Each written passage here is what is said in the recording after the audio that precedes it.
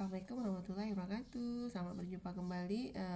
Pada sesi ini kita melanjutkan Peraturan Mahkamah Agung Nomor 2 Tahun 2008 tentang kompilasi ekonomi syariah. Nah, berdasarkan bab 2 itu mengatur tentang subjek hukum. Nah, bagian pertama itu berkaitan dengan kecakapan daripada subjek hukum itu sendiri, kecakapan hukumnya. Nah, untuk pasal 2 itu ayat 1, seseorang yang dipandang memiliki kecakapan itu yang sudah berumur 18 tahun atau yang sudah pernah menikah. Nah, untuk yang kedua, untuk subjek hukum yang kedua yaitu adalah badan usaha. Badan usaha di sini baik yang berbadan hukum maupun yang bukan berbadan hukum, namun tidak dalam kondisi taflis atau pilot berdasarkan putusan pengadilan, yaitu pengadilan niaga.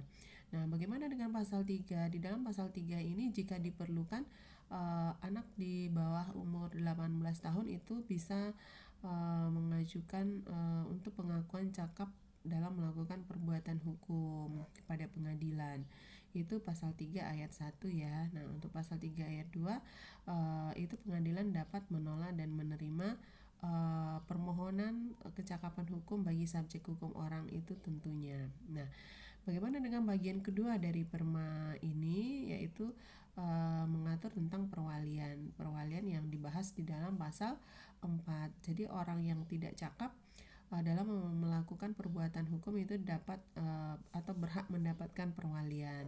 Nah, untuk pasal 5 itu untuk subjek hukum orang atau anak di bawah umur yang sudah berumur 18 tahun dan atau sudah pernah menikah namun tidak cakap dalam melakukan perbuatan hukum, maka pihak keluarganya dapat mengajukan permohonan untuk mendapatkan perwalian ke pengadilan.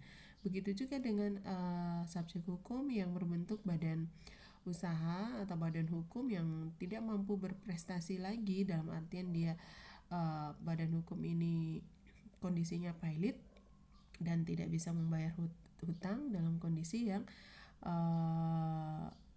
dilakukan penundaan kewajiban pembayaran hutang, maka bisa diajukan permohonan perwalian yakni dengan wali kurator itu untuk masalah perwalian.